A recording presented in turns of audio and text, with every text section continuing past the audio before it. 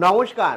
অন্নপূর্ণা যোজনার দরুন 17ই August exactly কারা টাকা পাচ্ছে, কারা টাকা পাচ্ছে না, রাজ্যের মুখ্যমন্ত্রী এবং রাজ্য সরকারের ঘোষণা অনুযায়ী কারা অবশেষে এই টাকার যোগ্য হচ্ছে, সমস্তটা এই ভিডিওতে আপনাদের সঙ্গে আলোচনা করব।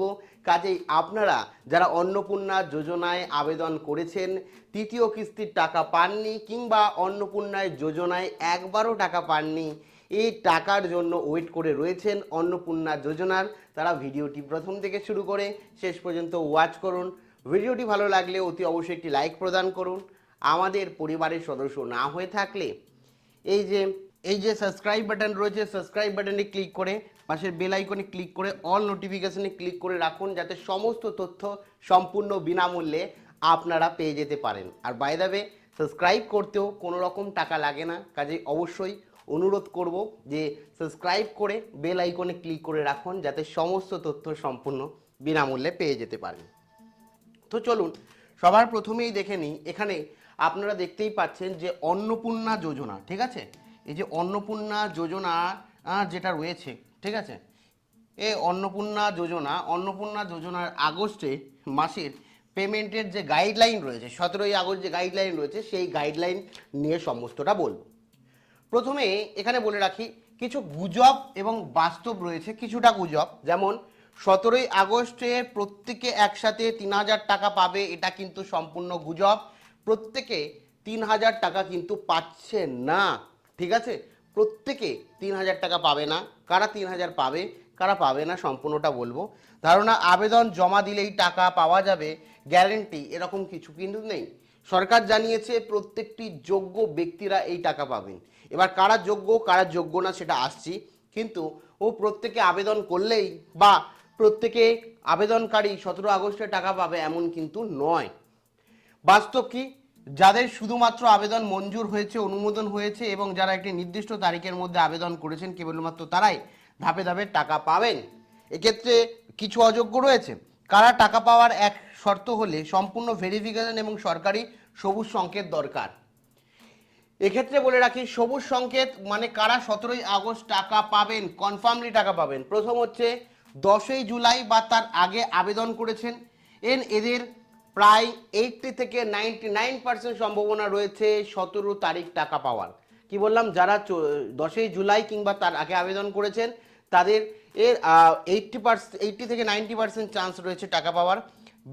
এবং আধার কার্ডের সাথে ব্যাংকের লিঙ্ক করেছেন, অর্থাৎ DBT benefit direct benefit transfer সক্রিয় রেখেছেন, তারা পাবেন।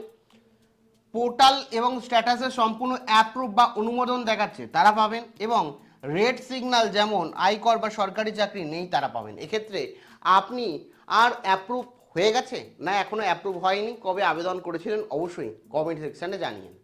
এবার বলে রাখি লাল সংকেত, যদি বলে রাখি যে 4টি কারণে আবেদন সরাসরি বাতিল হবে, সেটা হচ্ছে আবেদনকারীর 25 থেকে 60 বছরের মধ্যে বয়স হতে হবে, অর্থাৎ 25 বছরের কম, আর 60 বছরের বেশি হলে কিন্তু আপনি পাবেন না, পরিষ্কারভাবে জানানো হয়েছে।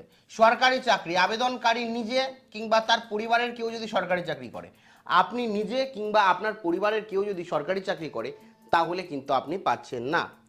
অন্যান্য ভাতা, আগে অন্য কোনো ভাতা, সরকারি আর্থিক ভাতা বা পেনশন এই মুহূর্তে কি বর্তমানে পেয়ে থাকেন, তাহলেও আপনি কিন্তু অন্নপূর্ণা যোজনার যোগ্য নন। উচ্চ আয় কিংবা আয়কর, পরিবারের উচ্চ আয়ের অধিকারী হলে বা সরকারকে ইনকাম ট্যাক্স প্রদান করলে তেও কিন্তু পাবেন না এই টাকা, ঠিক আছে। এবার বলে রাখি আয়কর দাতা বনাম টিডিএস রিফান্ড আপনি কি যোগ্য। দেখুন, আপনি ইনকাম ট্যাক্স ফাইল মানেই যে আপনি পাবেন না, অযোগ্য এমন কিন্তু নয়।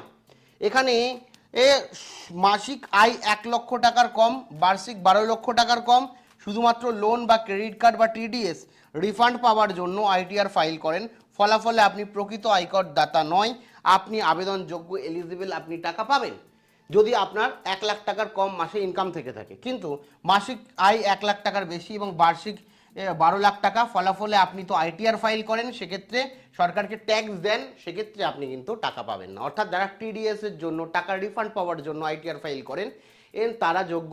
যারা অ্যাকচুয়াল 12 লাখের বেশি ইনকাম করে সরকারকে কিছু না কিছু ট্যাক্স প্রদান করেন তারা কিন্তু এইখানে যোগ্য নয়। হলুদ সংকেত, এখানে হলুদ সংকেত রয়েছে যারা আবেদন করেছেন সেপ্টেম্বরে, তাদের আবেদন এই মুহূর্তে স্থগিত রয়েছে। মানে যারা 11 জুলাই থেকে 31 জুলাইয়ের মধ্যে আবেদন করেছেন, বর্তমান অবস্থা আপনার আবেদন যাচাই বা ভেরিফিকেশন হচ্ছে, স্ক্রুটিনির কাজ এখন পেন্ডিং রয়েছে। ফলাফল 17 আগস্টে আপনার টাকা না ঢোকার সম্ভাবনাই বেশি। আবেদন বাতিল হয়নি, তবে আবেদন সেপ্টেম্বরে কিস্তির জন্য আপনাকে অপেক্ষা করতে হবে। আপনি যদি 11 জুলাই থেকে 31 জুলাইয়ের মধ্যে আবেদন করেন সেক্ষেত্রে আপনি এখন টাকা পাবেন না, আগস্টে টাকা পাবেন না, সেপ্টেম্বরে গিয়ে আপনি প্রথম আপনার কিস্তির টাকা পাবেন। এবার সবুজ সংকেত 2 যদি বলি, পেশাগত ভিত্তিক, যেমন আশাকর্মী, অঙ্গনওয়াড়ি কর্মী, সিভিক ভলেন্টিয়ার, প্যারা টিচার, বর্তমানে এই পেশার সাথে যুক্ত যে মহিলারা রয়েছে সেই মহিলারা বর্তমানে কিন্তু টাকা পাচ্ছে না, তাদের টাকা হোল্ড করে দেওয়া হয়েছে। তারা সরকার ফার্দার অফিসিয়াল নোটিশ দিলে তখন আপনারা টাকা পেতে পারেন। এই মুহূর্তে দাঁড়িয়ে আপনাদের টাকাও আগস্টে দেওয়া হচ্ছে না কিংবা সেপ্টেম্বরে দেওয়া হচ্ছে না।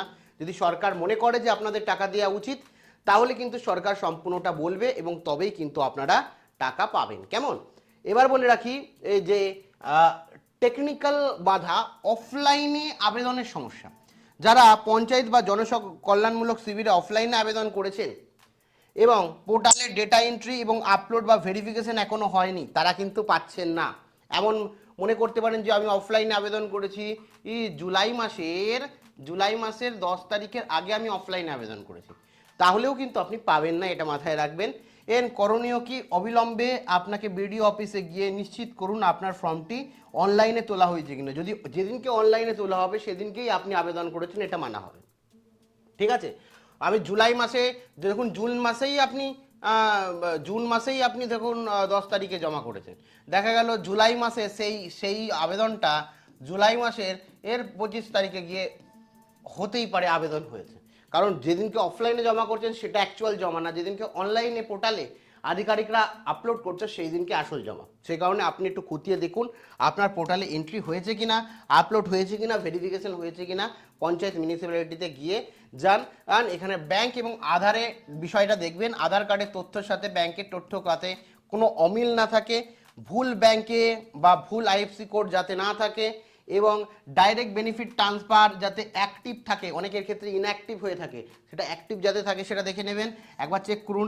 কেআইসি ঠিকঠাক জমা আছে কিনা সেটা চেক করুন, ঠিক আছে? তারপরে কিভাবে নিজের স্ট্যাটাস চেক করবেন? এখন সম্পূর্ণ অরিজিনাল আধার কার্ড বা অ্যাকনোলেজমেন্ট স্লিপ নিয়ে যান বিডিও অফিস কিংবা মিউনিসিপ্যালিটিতে যান, গিয়ে বলুন যে আমার অ্যাপ্লিকেশনটা অ্যাপ্রুভ হয়েছে, পেন্ডিং রয়েছে না রিজেক্ট হয়েছে, একটু চেক করতে চাই। তারা বেশিরভাগ ক্ষেত্রেই চেক করে দিচ্ছে, ঠিক আছে? এবার টাকা ঢোকার সময় সীমা যদি বলি, আতঙ্কিত হবেন না। 17 আগস্ট যদি টাকা না ঢোকে, সরকারি ট্রেজারি থেকে টাকা ছাড়ার কাজ শুরু। বেশিরভাগ ক্ষেত্রেই অ্যাকাউন্টে টাকা ঢুকবে 17 তারিখ, প্রচুর মহিলাদের টাকা ঢুকবে 17 তারিখ। সার্ভারে প্রচুর লোড পড়বে, প্রত্যেকটা ব্যাংকে লোড পড়বে, একই সময় যদি টাকা আসবে সেক্ষেত্রে অনেকের টাকা ফেলিয়ার দেখাবে। 18 তারিখ আগস্টে অনেকে পাবেন, কেউ 18-19 তারিখে পাবেন। লক্ষ লক্ষ মানুষের অ্যাকাউন্টে টাকা পাঠানোর কারণে সার্ভার অনেক সময় ধীর গতিতে চলে, তাই ধাপে ধাপে কিন্তু অ্যাকাউন্টে টাকা ঢুকবে। মানে 17 তারিখ সবার টাকা একসাথে ঢুকবে না, ব্যাংকের সার্ভারের ওপর নির্ভর করে। 17, 18, 19, 20 ধাপে ধাপে কিন্তু টাকা আসবে। তাই 17 তারিখ না ঢুকলেই যে বাতিল সেটা না, একটু অপেক্ষা করুন, আগস্টেই টাকা আপনার ঢুকে যাবে। ভবিষ্যতের রূপরেখা যদি বলি, সেপ্টেম্বর থেকে স্থায়ীভাবে নিয়মে ঢুকবে। আপনার যে দ্বিতীয় সপ্তাহ আছে সেপ্টেম্বর মাস, তারপরে তোমার অক্টোবর, নভেম্বর, ডিসেম্বর, এই সমস্ত মাসগুলোতে বা পরবর্তী মাসগুলোতে সেকেন্ড উইকে ঢুকবে। সেকেন্ড উইকে আপনার টাকা ঢুকে যাবে। যতদিন পর্যন্ত বর্তমানে প্রতি মাসে নির্দিষ্ট সময়ে দ্বিতীয় সপ্তাহে যোগ্য মহিলাদের অ্যাকাউন্টে টাকা ঢুকবে, কোনো রকম বিলম্বনা হবে না। কাজেই একদম নিশ্চিন্ত থাকুন, আপনাদের টাকা কিন্তু মোটামুটি দ্বিতীয় সপ্তাহে, ঠিক আছে, দ্বিতীয় সপ্তাহে কিন্তু ঢুকে যাবে, কোনো রকমের অসুবিধা নেই। এবার বলি যে সবার জন্য একটা বার্তা বা আস্থা রাখুন, প্রত্যেকটি যোগ্য মহিলার অ্যাকাউন্টে টাকা দেওয়া হবে, যেটা রাজ্যের মুখ্যমন্ত্রী শুভেন্দু অধিকারী মহাশয় ঘোষণা করেছেন। সোশ্যাল মিডিয়ায় ভুয়ো তথ্য ছড়াচ্ছে যে প্রকল্প বন্ধ হয়ে যাচ্ছে, এই সমস্ত জায়গায় কান দেবেন না। বিশ্বাস বা বিভ্রান্ত যারা ছড়ানো হচ্ছে এবং যোগ্য মহিলাদের দের অধিকার থেকে কেউ বঞ্চিত হবেন না, সেটা কিন্তু সরকার জানিয়েছে। আর বাই দ্য ওয়ে, আপনার অ্যাপ্রুভ হয়েছে না অ্যাপ্রুভ হয়নি, কবে আবেদন করেছেন, কোন জেলা থেকে আবেদন করেছেন, অবশ্যই কমেন্ট সেকশানে কমেন্ট করে জানাতে ভুলেন না। কোনো প্রশ্ন থাকলে সেটাও কমেন্টে লিখতে পারেন। থ্যাংক ইউ, দেখা হচ্ছে পরবর্তী ভিডিওতে।